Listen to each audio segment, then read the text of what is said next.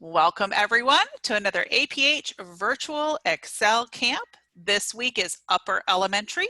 We are serious about science and animal adaptations this week. We are so glad to have you with us. Now you are welcome to put in the chat who you are and where you're from. We know people from all over are joining us. So welcome again to the APH Virtual Excel Camp Upper Elementary. Serious about science, animal adaptations. Glad to have you with us. And with us today are our instructors.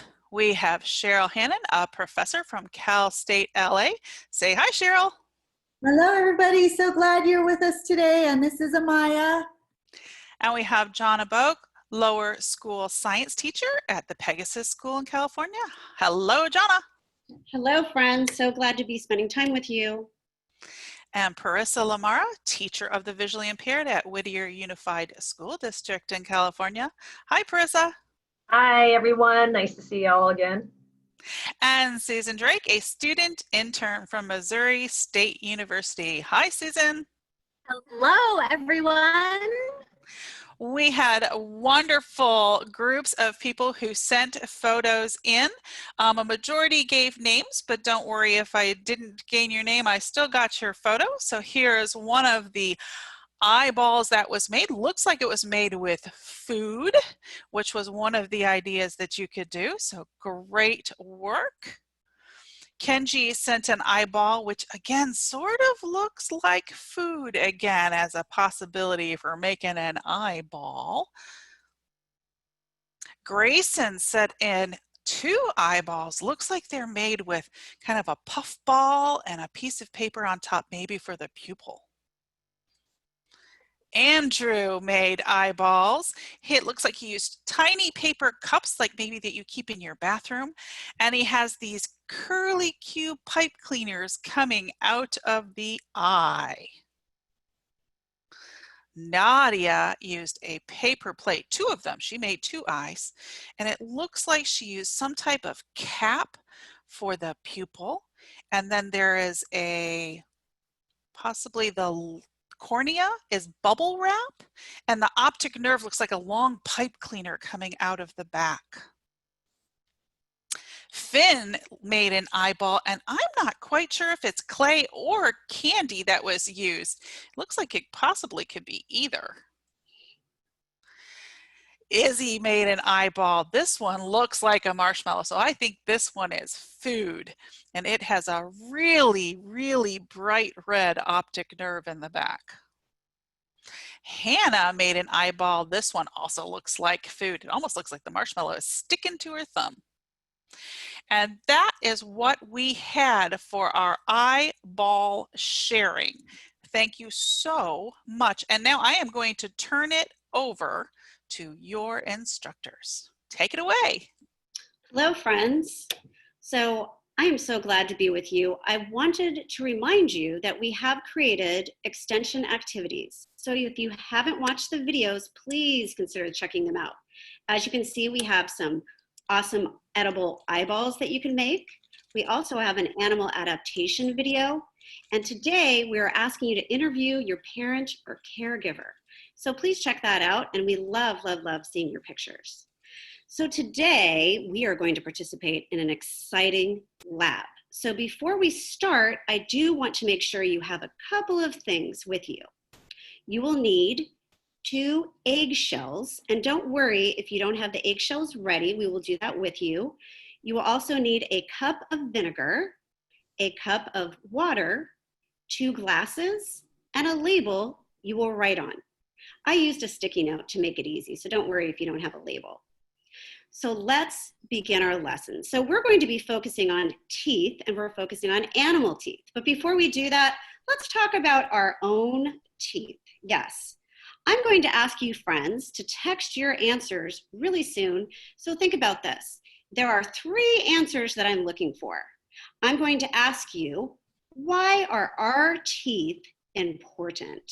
There are 3 reasons. Please, when you can, type in your answers.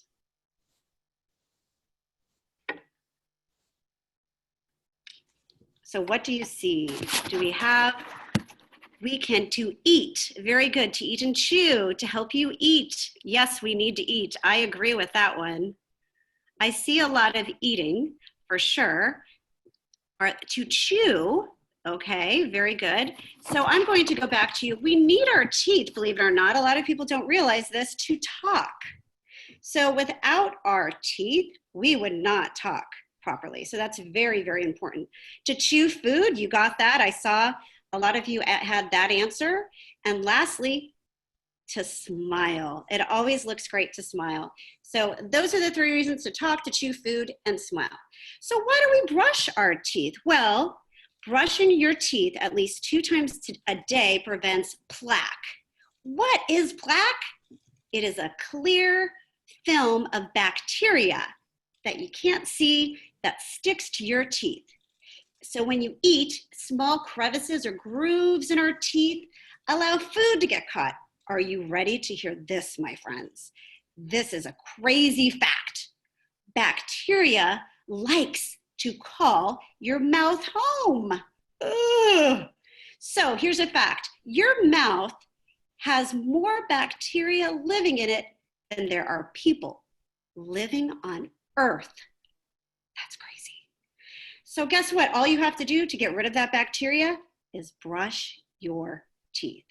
Some bacteria are good and some are bad. One type of bacteria loves the same things you may. I know you probably like to eat candy sometimes. Ooh, bread, crackers, and chips. So when you leave behind any food in your teeth, that bacteria is so happy, it's going woohoo, and it's having a party in your mouth.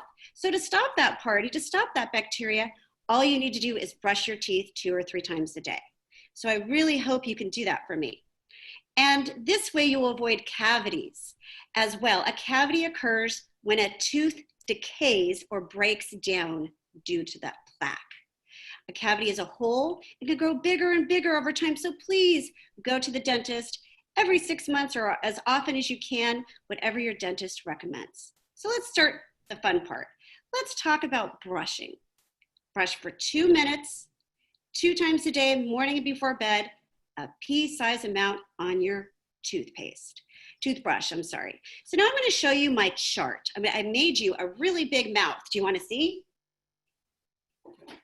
Oh, a huge, huge mouth. So today we are going to learn how to brush that mouth. So I would like you to grab a toothbrush and some water if you have it. If you don't have a toothbrush, just pretend using your finger. So what you're going to do, could everyone see my mouth? Wow, that is a very large mouth. So we're going to start, you need to brush along the gum line up here. So this mouth is open, and I always like to start with the inside. And when you do that, in the back of your mouth, you brush little circles. As you can see, I'm brushing, and you're supposed to actually brush about 10 times in those circles. 10 times on the top layer of the inside of your mouth. I'm doing little circles, and I'm going a lot faster. But just you want to make sure to get all of those teeth. And it is hard because they're all the way in the back of your mouth. Actually, where you chew, I also brush up and down, and I really spend time getting those back teeth. And you're going to do the same all around the bottom. You're going to go in little circles all the way around. And guess what? A lot of people forget this. They forget to brush their tongue. Please let me know right now if you brush your tongue. Let's see if you can type in, do you brush your tongue? A lot of people forget. They don't realize that bacteria likes to hang out on that tongue. I can't see. Does anyone see? We have a lot of yeses. We got yes and no and sometimes. Oh, yes. No. So when you brush your tongue, if you just walked away right now, that would not be good because that bacteria loves it. You have to go big strokes in that tongue. Sometimes I take extra toothpaste and I just go up and down and really, really brush it. That way I have good breath too. And last but not least, of course, you're going to do the outside of your mouth. And you're going to do the same thing and go into little circles all the way around. I hope you can do that for me. That is really, really important to make sure your teeth stay healthy. Okay, friends. So now What happens if we don't care for our teeth? Well, now it's time for an excellent experiment. So what I need for you to do, my friends, we are going to get some materials. We have, and I'm going to show you this, we're going to do this twice. So don't worry if you don't do it exactly the way I do it, we will do it again for you. So you will need 2 glasses. You will need water. I have a water bottle. And as you can see here, vinegar comes in large containers. So you really need to be careful when you pour it. So I put it in another cup to make sure that it was easier. And also vinegar, you want to keep it away from your eyes. So make sure to be very careful with the vinegar, and it does smell quite a bit. So next, what you're also going to need are eggs. So I know we asked you to bring eggs today. So we're going to start by cracking an egg. But before you crack your egg, you need to make sure that you have something nearby, like water and soap, because you want to wash your hands when you're working with raw eggs. So what I did is I took a little towelette. I'm seeing you also have a bowl. Yes, I just put the egg in the bowl, actually. Okay, if they're going to crack an egg, though, they would want a bowl. Yeah, they need a bowl too, you are correct. Okay. Unless they already have their shells. So I'm gonna lower this or move my screen so you can see a little bit better. I usually have my dog camera in the classroom. So now I have my bowl, and the best way to crack an egg is to gently take it off the side. And it's hard because I'm holding it up. I usually put it on the table. And then you make a little crack, and I have a little crack, and I'm going to open it up the best I can inside the bowl to get rid of that egg. I don't want the egg, I just want the shell. Now remember, you have to wash your hands now, so I'm going to put that shell, that's all I need, and put it on a plate that I have nearby. I have a plate, and then I'm going to wipe my hands. Just like so. Now then, again, we will repeat this for you, so don't worry, my friends. The next step is you're going to take your 2 glasses. You're going to pour water inside one of the glasses. You only need to fill it up about halfway because we just need to make sure that the shells get soaked. So I'm going to put in, and you can put your finger to see where halfway may be, as you can see here. Now the vinegar, as I said, just be careful. You're also going to pour that vinegar into the other glass. Now water and vinegar look alike, don't they? So what I recommended doing is making sure that you have a label.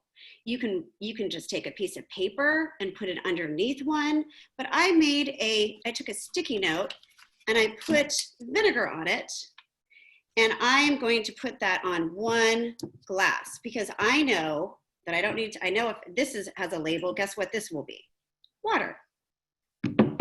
And the last step that you are going to do is you are going to put shells inside. But before I do that, why am I doing all of this? Why am I making you put eggshells in vinegar? And why am I making you put eggshells in water? Does anyone have a clue? Can you tell me that by typing that in? What do we see here? Does anyone know? A second, they're thinking. They're thinking.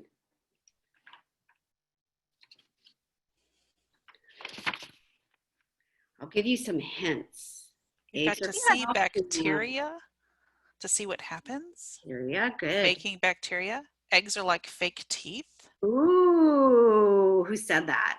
Kenji said stimulate teeth, and Amaria said eggs are like fake teeth. Uriah to experiment. Quite a few I don't knows. Well, friends, plaque is a film which we talked about on your teeth, and it contains acid, right?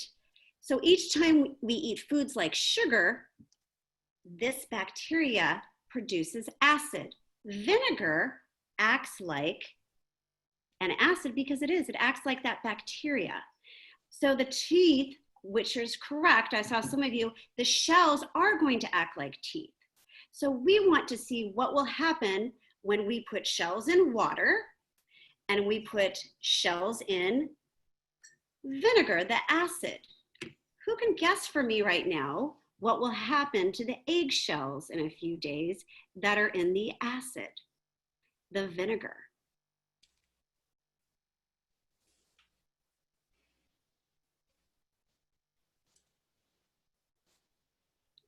Oh, dissolve, break, bacteria will grow on it. They will decay. Listen to those wonderful words. Excellent. It will go away. Correct. Let's see. Do you think? Very nice. And then let's think about if we have it in the vinegar, what will happen if it's just in the water? What will happen to those eggshells? What do you think, friends?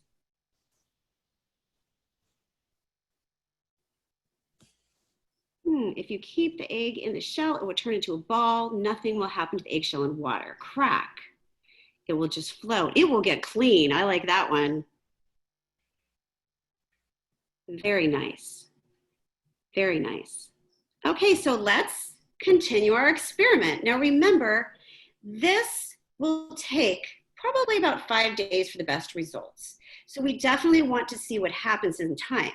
I'm not going to tell you, but we will continue. So the next step is to take your eggshell. I just took, actually you can use one egg. I just took one of each, and I'm going to plop it carefully in the water. And at first you'll see mine are kind of floating. So you can always get a spoon and move it down a little bit, but at first it will probably stay a lot on the top, and that's okay. But you do want to make sure that you soak it. See, mine just went right down. It just plopped right down to the bottom. I gave it a little shake. And then we will check on your egg and see what happens. So friends, remember to brush your teeth, and I hope you enjoyed this experiment. And I'm going to pass it on to Cheryl. Okay, so we said we would do it again, and I'm going to have my friend here, Amaya, help us out, which gives you a chance to do it at home. So we have our supplies. We have our water and our vinegar. Each one is in a separate bottle. They do look quite similar, so I might need to do a wafting smell test to tell the difference between the two bottles. We also have 2 cups. I'm using plastic just in case I don't want them to break, so we're going to use plastic. And I have my egg in a cup, and just so it won't roll away, and a bowl to put the cracked egg into. Now, I like to also have some handy wipes or baby wipes or whatever else you might have that can help you clean your fingers if they get a little bit sticky from the eggs. So we're going to first start with an egg, and we're going to crack the egg. I like to use the edge of a counter or a table because what that will do is give it a nice straight line that I'm then able to put my 2 fingers in and open the egg apart.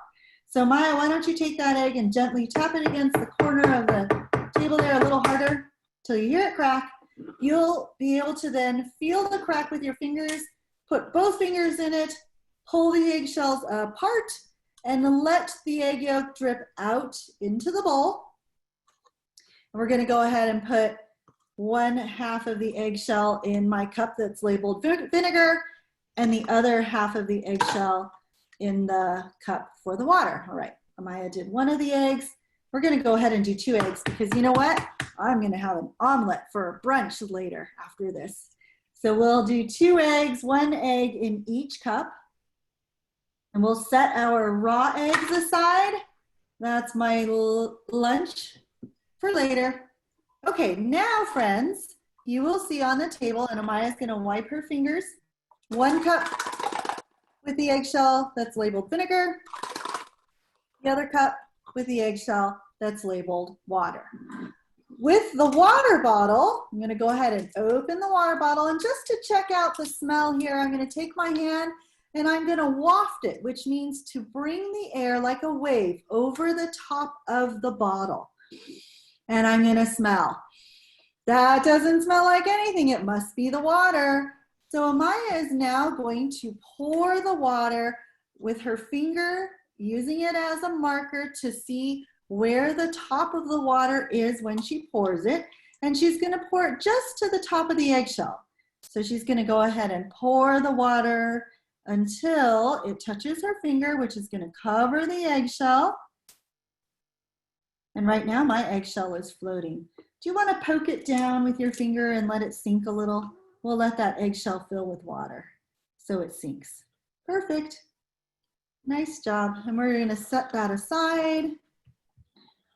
Okay, here comes our vinegar. Definitely the vinegar. I don't want to smell that. You don't want to smell the vinegar? I know, because vinegar is a little stinky, isn't it? Yeah. All right. Well, we won't stick our nose in the bottle. We're going to use that wafting technique. Okay. So I'm going to open the bottle and we're going to wave it over. Oh yeah, I definitely smell it. You definitely smell it. It's vinegar. Okay. So we're going to put our finger over the edge of the cup. And this time we're only going to fill it halfway because we're going to dilute the vinegar. So we're going to put our finger pretty deep into the cup there. And we're going to pour the vinegar over the shell until it reaches our finger. And as soon as it touches your finger, go ahead and stop pouring. That's good. All right, and she's going to wipe her finger on her handy wipes there because it's a little sticky. I'm going to close that vinegar up. Woo! I can smell it. It is stinky. Yeah. And now pour the water to just to cover the eggshell. You can put your finger on the eggshell to see where that is. Then find the edge of the cup, and you want to pour the water just to the top of the cup, but not too full. Perfect. Give that eggshell a little poke and let it sink to the bottom. Okay, friends. I'm going to close my water bottle up, put the cap on it so it doesn't spill. And now I have 2 cups. I have my egg with water and my egg with vinegar. And I'm going to just set those 2 aside, keep them overnight because we're going to see what happens to them for tomorrow. So don't toss that eggshell, and maybe you can send us some pictures of it today along with your hypothesis and some pictures of it tomorrow when we discover what happens to our eggshells. Okay. All right, put a Y in the chat window if you're ready to move on.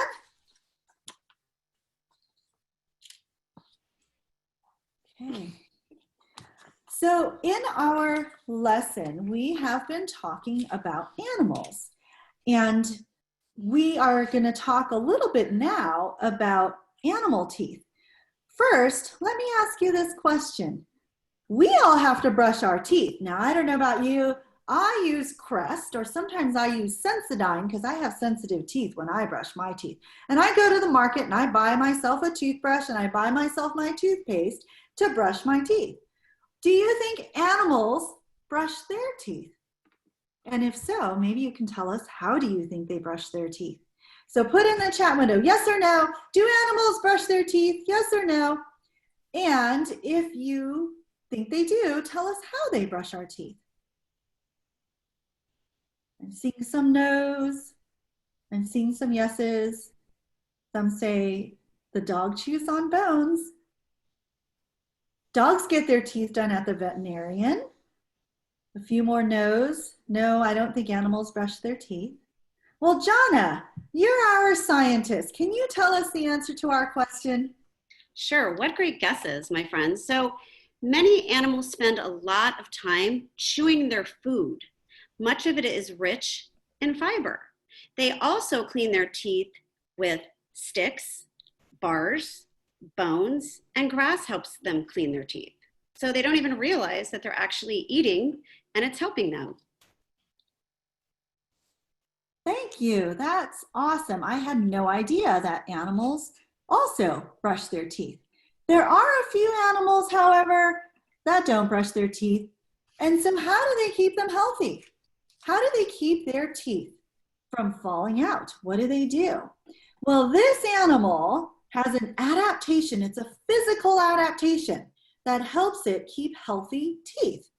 These animals' teeth grow forever. Can you think of a part of our body that grows forever? we have a couple of things on our own body. I'm thinking of two things that unless you cut them, they are also going to grow forever. What do you think it is? Your arms? Not your arms. What do we have to trim on our hands and also on our head? Our nails and our hair. That's right, friends. Our hair and our nails also grow forever. Can you imagine if our teeth grew forever and we had to trim our teeth? Wouldn't that be funny? Well, this animal's teeth grows forever. And what they do is they need to eat nuts and also tough things like sticks to chew on to wear their teeth down.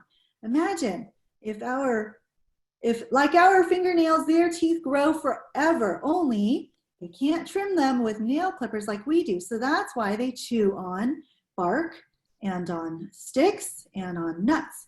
Can anyone think of what this animal might be? It's actually a group of animals. There's several of them that have this characteristic. Beaver. I'm seeing beavers, lions, rabbits, chipmunks, squirrels. If you guessed anything in the rodent category, you're very, very close. Generally speaking, rodents like squirrels, rabbits, guinea pigs, and voles do not, their teeth will wear down and they chew on nuts and their teeth will grow forever. This particular slide has a picture of a beaver. A beaver is a kind of rodent. In fact, it's the largest rodent in North America. It's about the size of a medium dog and can weigh anywhere between 30 and 75 pounds.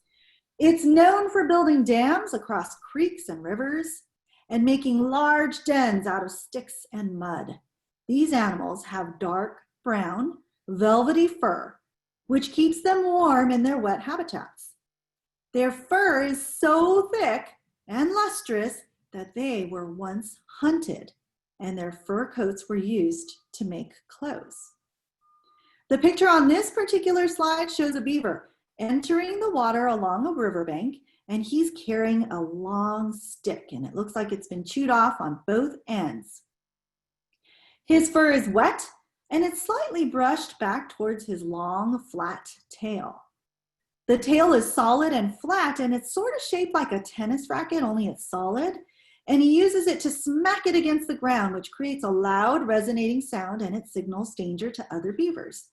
The beaver's front teeth are shaped like chisels. They're very sharp, and they're perfect for biting off bark and cutting down trees.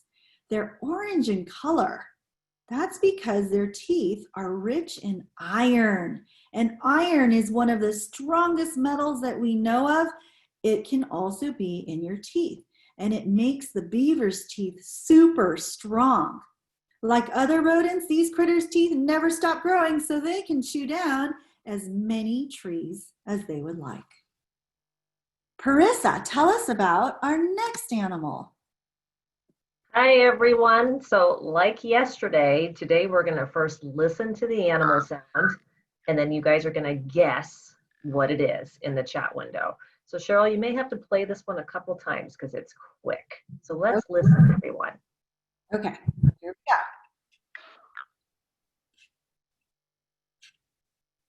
go. Oops, sorry, I think There it is. One more time. Ooh, that is fast. So let's see what the guesses are. There's a lot of ducks, there's frogs, there's geese, there's pig. Okay, woodpecker, that's interesting. Donkey. All right, now I think you guys are all going to be very surprised because in actuality, this is not a pig or a duck, but it's called a narwhal. It's a whale. So it's not a cow, it's a whale. And it's like a sea unicorn. How many of you guys know what a unicorn is? Put a Y in the chat window if you've ever heard of a unicorn. Good, I see some Ys. So this is like the unicorn of the sea. Now, on this slide, there's two images. There's a profile or a side shot of a narwhal, and there's an aerial view. So like if you're looking from above and you're looking down on it. So it looks like a whale. It's got a big, long, oval-shaped body, and it has a tail and 2 fins, and in the front of its face, it has a big, long tooth, also called a tusk. All right, so these whales live in the coldest waters that we have here on Earth, and they are classified as toothed whales, but they only have that one big, long tooth. Now, the whale itself is about 16 feet long. So at some point today, I want you guys, if you remember, to walk, putting one foot directly in front of the other, and I want you to walk and count to 16. And that's about the length of this narwhal. And then its tusk, or that tooth, actually is another 10 feet long. Now, how many of you have ever had a toothache? Type a Y. Let me see how many of you have ever had a toothache. I see some Y's. Okay, I've got Mina with me in the room. She's my daughter. Mina, have you ever had a toothache? Oh yeah. What does it feel like? It's really sore. It kind of throbs if you chew on something. Exactly. So with the narwhal, it has sensitivity like that. The same thing that we have when we get a toothache, all the way throughout. So for us, if you actually just hit your tooth with your fingernail gently, it doesn't hurt. But if you were to try to pull on your tooth, it would hurt, because where it's buried in your gum, it's full of nerves, and that's what causes the pain. The narwhal has nerves throughout its entire length. So all 10 feet has that same kind of pain sensors, but it's in the very, very inside. So on the outside of the horn, there's little channels where the ocean water comes in, and it goes to the very inside. And with that horn, or that tusk, they can then tell what the temperature is, and they use it as their GPS system. So they use it to be able to navigate the ocean waters. Mina, what do we use to navigate? Our phones. Our phones. We're pretty lame. I use Waze, but the narwhal uses its tusk. So it helps them to attract mates and to find directions so they never get lost. And they also get to use them for fights. So they have sword fights if they need to. So the next time you ever pretend like you have a sword fight, you can say you're a narwhal or a sea unicorn. Now, the last thing I wanted to tell you guys about the narwhal is that it sees using echolocation. So we talked about this a little bit yesterday. Sometimes people who are blind use echolocation to find their way around. The narwhal, and so does the bat.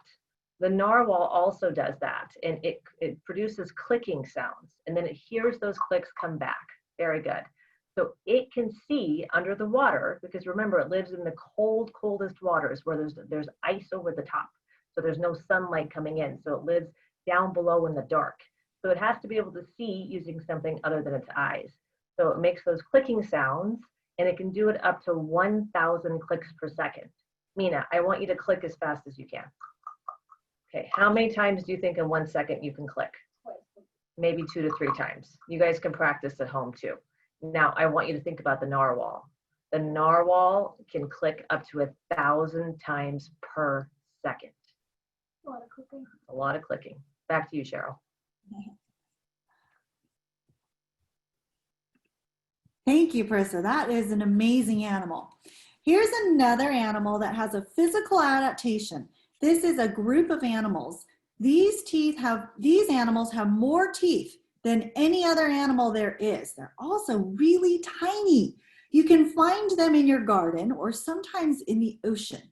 Some of these little tiny animals can have as many as 20,000 teeth. Tiny, tiny little teeth, 20,000 of them. And their teeth are arranged in rows, but they don't have gums like we do. Their teeth are arranged in rows around their tongue.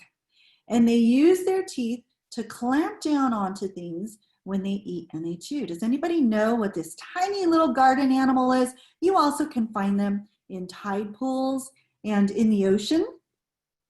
I see worms and leeches. Any other guesses? Centipedes. That's another really good guess. Mice, caterpillars, water bugs, ticks. Okay. If you guessed or thought of anything in the snail and slug family, you are correct. Now, when I think of a snail or a slug, I think of a slimy wet animal that leaves their sticky and slimy trail marks behind them wherever they crawl. But these little critters also have fascinating teeth because snails and slugs have evolved to eat just about everything, including plants and worms and even dead decaying material like plants and animals. They have evolved to have a jaw and a flexible band of thousands of microscopic teeth. Now, if you think about the size of a snail, some snails are only an inch long. Most often, they are smaller than the size of your finger.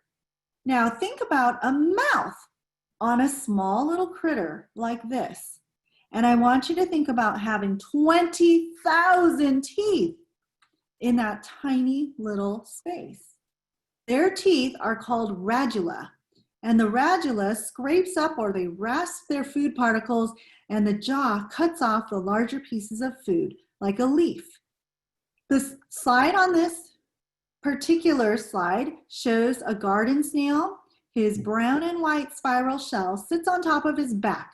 Sometimes we joke that a snail carries his own house on his back, and he's crawling over a green leaf that's sprinkled with dewdrops. Now we know that this animal is so small because the dewdrops are about 1/4 of an inch big. So we have magnified this tiny little animal to the point where a tiny little dewdrop looks really big on our screen. And we can then see the features of this fascinating little creature. Back to you, Brissa. That is a lot of teeth, Cheryl. That's amazing.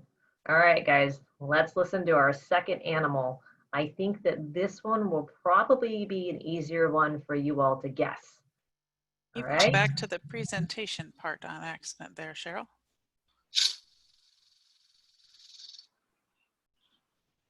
Ah.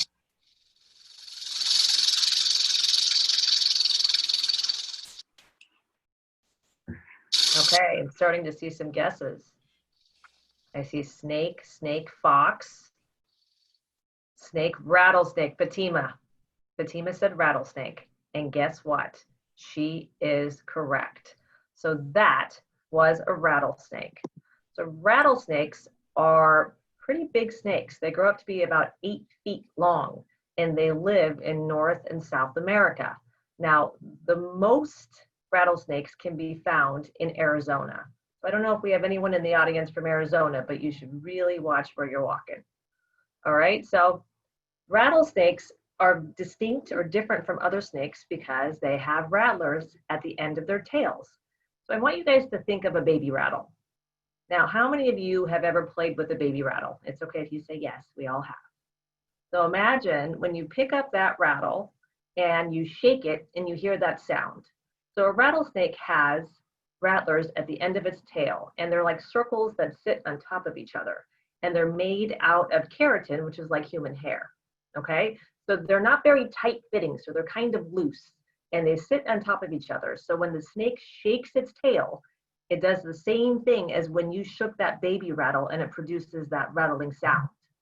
Now, why do you think snakes do this? Why does the rattlesnake shake its tail?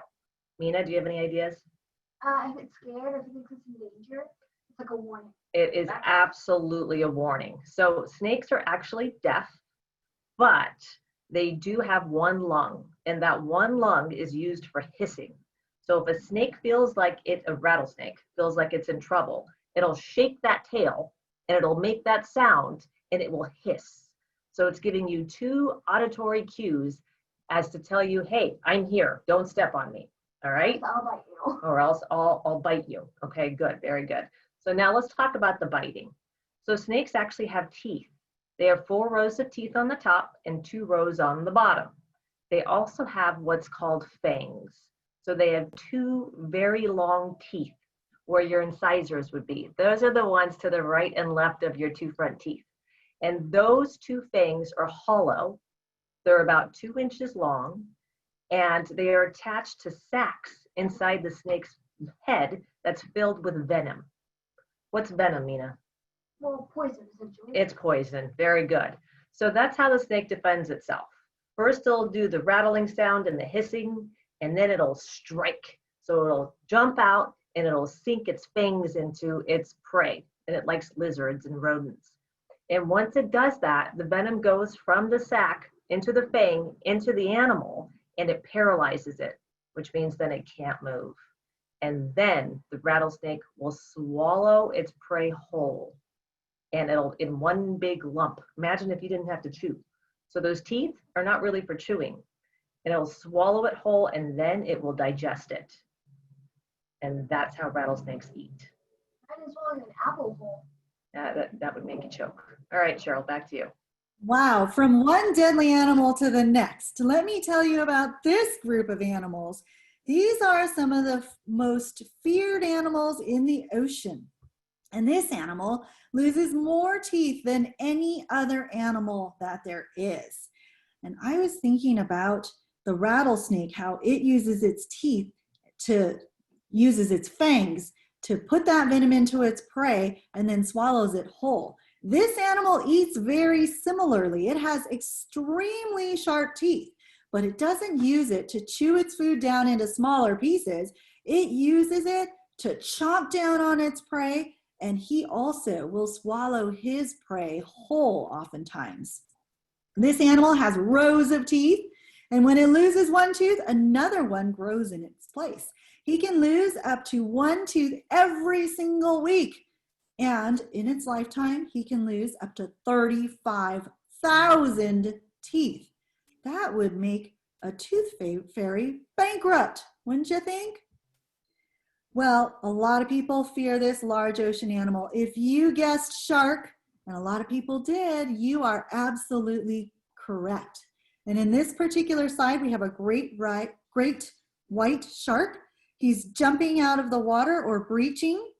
He's about 9 feet out of the water. And he's actually chomping down on a fake decoy of a sea lion. They were using this to see how high he could actually jump. And he's gray on the top. His underside is white. And on the lateral or the sides of him, he's got 2 fins that stick out with black tips on him. His mouth is slightly open to reveal some of those ridiculously sharp teeth. I wouldn't want to swim around these guys. How about you? All right, Prissa, tell us about our last animal. Okay. Now, before we listen to our last sound, I wanted to address one comment in the chat window that I saw. Someone wrote in and said, I will never ever play with a snake again. Now, I don't know if snakes are the best pets or animals to play with per se, but I don't want you guys to be afraid of all snakes. Not all snakes are rattlesnakes.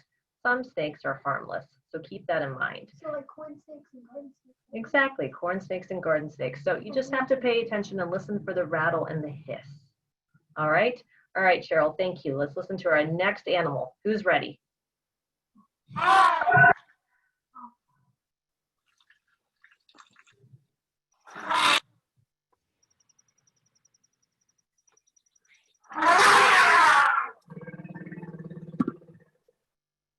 Lion. Andrew says elephant. Noah says lion. We've got elephant, grasshopper. That's a new one. Monkey, hyena. That's a great animal. Yeah, that is a good one. All right, guys, tiger. These are some great guesses. For those of you who guessed elephant, you were correct. Now, I know it does sound a little bit like a tiger or a lion in some parts, but elephants make all kinds of noise in addition to the trumpeting, which is maybe why you got confused. But these are in fact elephant sounds. So on this slide, we've got 2 images. There is an elephant profile. So we're looking at the side of an elephant's face, and we can see that it's big, the largest land animal, and it's gray, and it has big, beautiful ears that come down, and it has a long trunk, and it has 2 tusks sticking out of each side of its mouth. And those tusks are what we're going to be focusing on today. With this trunk, this elephant, the trunk actually goes back into its mouth. So perhaps it's feeding itself. Now the bottom image shows 2 elephants, 2 grown elephants walking and there is a baby elephant in between them. And the large elephants have tusks. And the baby elephant is very, very cute. And I would really like to own one as a pet, but I probably will never be able to do that. Okay, so let's talk about the elephant tusks. Elephant tusks are actually teeth. So remember when we talked about the narwhal and we talked about how that narwhal's tusk was sensitive all the way throughout and could feel things? The elephant tusks are actually its incisors. So that's the two teeth that you have on either side of your two front teeth. And those tusks just keep growing, those teeth. They grow and they grow and they grow, and they don't stop growing. And they come completely out of the elephant's mouth, and they get bigger and bigger and bigger. They are wrapped all the way through in enamel, which is the same as our teeth, and they're big hunks of bone. Now, elephants use their tusks for a lot of different things. I want you guys to take a second and write in the chat window what you think elephants use their tusks for. And let's see what you guys come up with.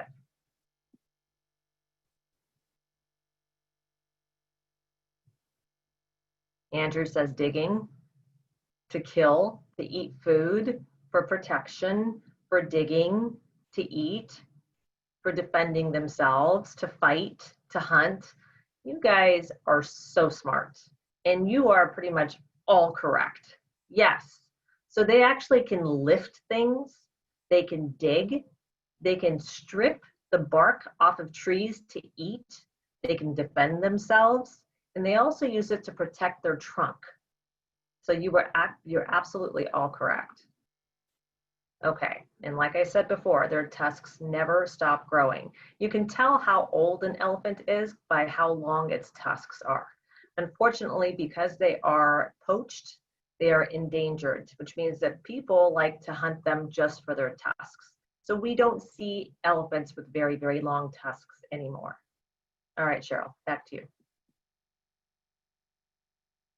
Wow, that is so cool. So many really cool animals. So far, we talked about our own teeth. And friends, I just want to remind you, we have these extension activities. And if you did the very first extension activity, you'll remember two terms, physical adaptation and behavioral adaptation. So Johna talked about what we do to brush our teeth. Would that be a behavioral adaptation or a physical adaptation? Let's see if you can take a guess in your chat window. And if not, then maybe you want to go and watch that video about animal adaptation. So if we brush our teeth, are we having a behavioral adaptation or a physical adaptation to take care of our own teeth? And I'm seeing some of you in the chat window writing behavioral. You are absolutely right. A couple of our animals here had physical adaptations. Their teeth grow forever and ever and ever and ever. Which animal had teeth that grow forever and ever and ever? That's a physical adaptation. Anybody remember which animal that is? The beaver. That's right, the beaver. And the other animal that had a physical adaptation has teeth that fall out, but then get replaced. Which animal is that? Their teeth fall out and then they get replaced. The shark, that's right. Good job, friends. And Prissa, you shared with us some of the coolest animals that just have really cool teeth. Susie also wanted to share with us a really cool animal and a big tooth that she has with her too. And she'll tell us why this animal has this kind of tooth. Hey guys, it's Susie, and we have talked about animals with cool teeth, animals whose teeth grow continually, and I brought something cool with me today that my husband found, and it is a cow's mandible. So it's their whole jaw. I live on a farm, and cows are herbivores, so their teeth are kind of special. They're flat in the back, and they are only used to chew grass or grains that we feed them. And you can tell a cow's age by their teeth. And I think it's kind of neat to see, like on this cow, you can kind of see that there's some cavities going, but this cow really wasn't all that old. in cow years. I've seen cows live to 17, which my husband thinks is pretty old, but most cows live to 10 or 12. And she has some things going on with her teeth. They look kind of like ours, honestly, in the back. So that is a cow, some cow teeth, and they serve a function just like yours and I's. And they look like yours and I's in the back for chewing and grinding up, for them, hay, for us, like salad. And so that's kind of how cow teeth work. But I have a question for you, and Leanne, I'll take some raised hands. Yeah, no, I didn't. Audrey, I did not hurt my own cow. She got really old. And so I want to know, whose teeth would you choose to have? Would you like to have something kind of like your own, or would you like to have fangs? Or would you like to have something like shark teeth? Okay.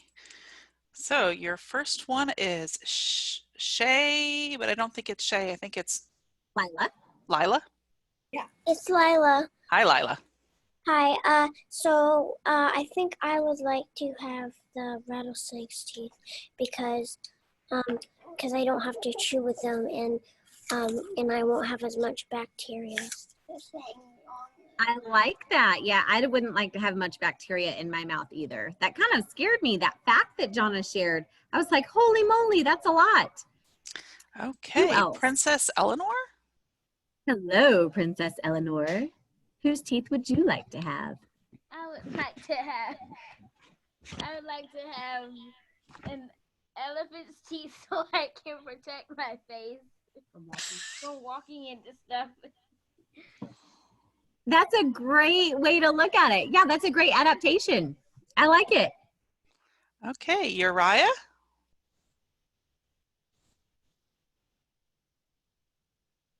Try hold. There you go. So I would like to have fangs because I could chew down food easily without having to take one bite.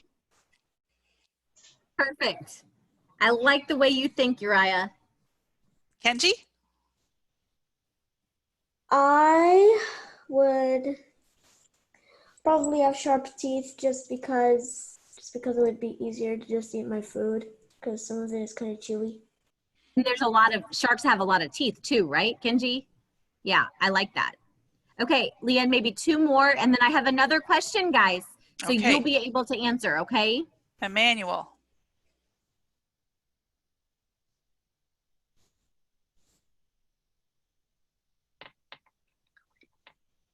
Shark!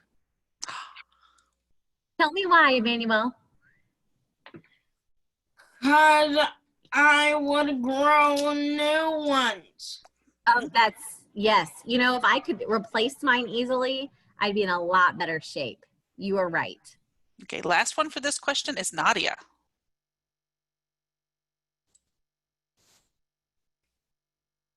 Hello, Nadia.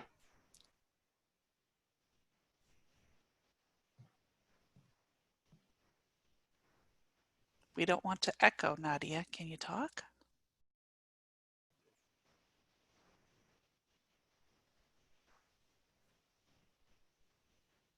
Okay, Nadia's having some issues with her mic.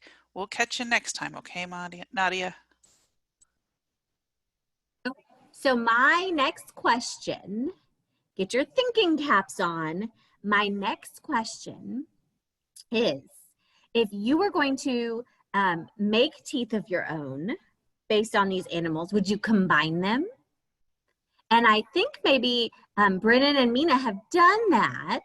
So if they want to share, they can share too. But if you could combine teeth, like if you could combine the rattlesnake's fangs with the shark's teeth, would you do that? So Mina's gonna go. Go ahead, Mina. So I gave mine a bunch of teeth. I made it out of paint because I love blue, and if I had teeth, I'd want them to be blue. I have a bunch of teeth. I have two, kind of like ours. I have an upper and lower jaw with one row of teeth, and I didn't make mine very sharp because I wanted mine to be an herbivore, but I made them so they could tear off bark and so they could like chew off skin and of like fruits and things like that, and coconuts to crack them open. That way they could be hard enough to chew, but not so hard that they look like a carnivore's teeth. You want a vegetarian? Yes. Okay. Oh, so you want kind of like cow's teeth. I like it. Yes. Kinda, yeah. You want an herbivore. Brennan, did you want to try to come up here, please? All right, guys. I have Brennan here. This is my son, and he also made some teeth. I'm gonna get out of his way. Go ahead. They're also blue. You can see. I What is wanted to combine them with like sharks and snakes' teeth. So like there's two snake teeth, but they're serrated like shark's teeth are. So it's a snake shark. Snark. It's a snark. Brennan made up an animal. So Brennan, it's a pipe cleaner that you took and you bent, so it's got two legs sticking straight up in the air. Oh, okay. So the thing sticking straight up in the air are the teeth. Yeah. So you only have two teeth? That's what snakes do. I would think that you would want an animal that never had to wear braces. I didn't have much time for that. I didn't have enough. Okay. All right. Thank you, Brennan. Thank you, Mina. And Amaya has her tooth that she also wanted to share. I have a narwhal tooth. Okay. And can you describe it? What did you make it out of? I made it out of paper. Okay.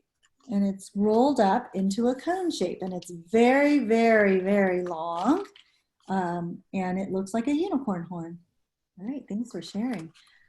Okay. Okay, so let's take two hands. Okay, so Vaibhav, I tried Vaibhav.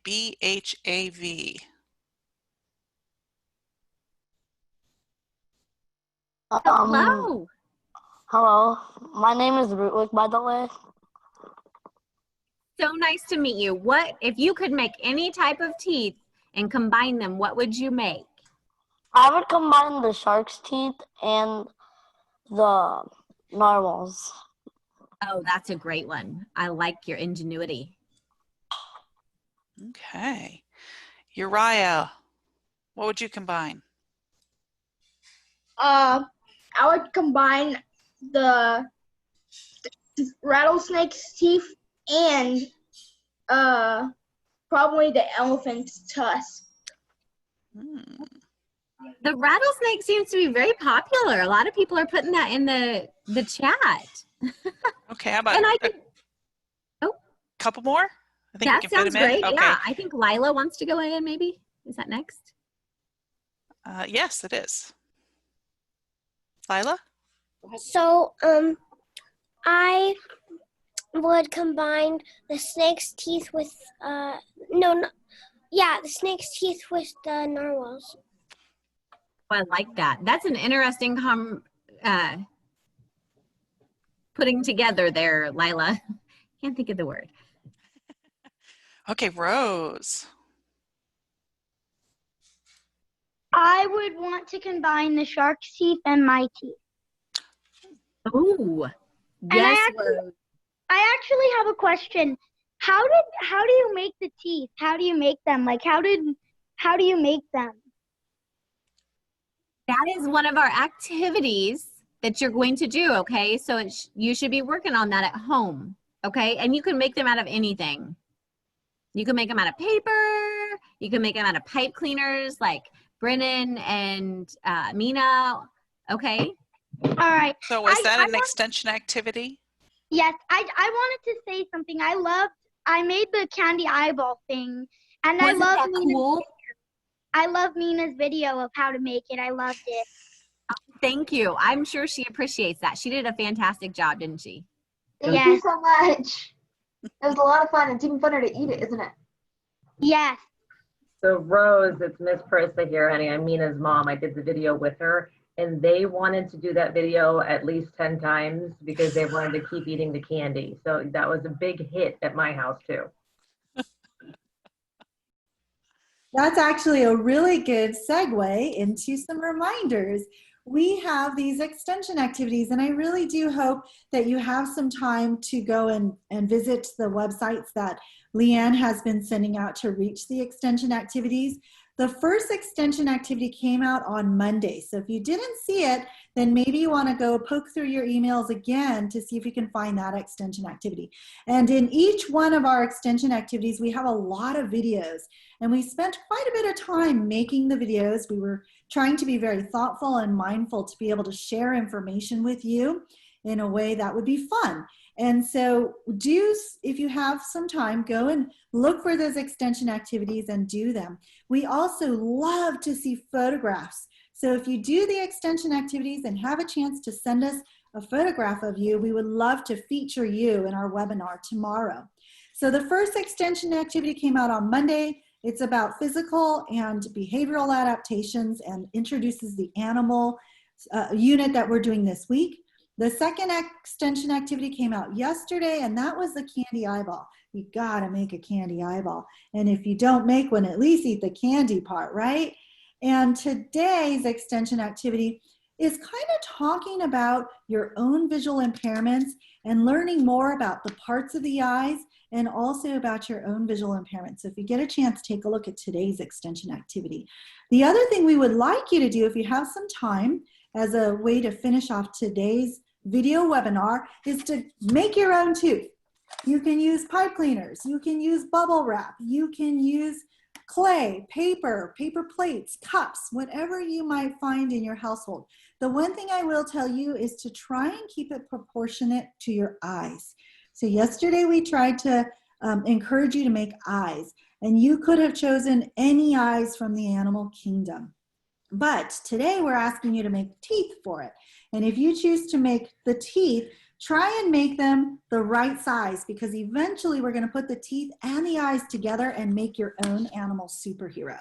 So try and keep them proportionate to what you envision your super animal to look like. Okay?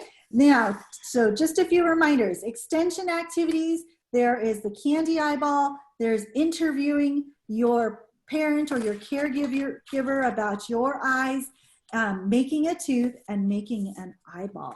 And also remember to keep your vinegar egg and your water egg on hand, and we'll see what happens to them tomorrow. So we can't wait to be with you again for another day.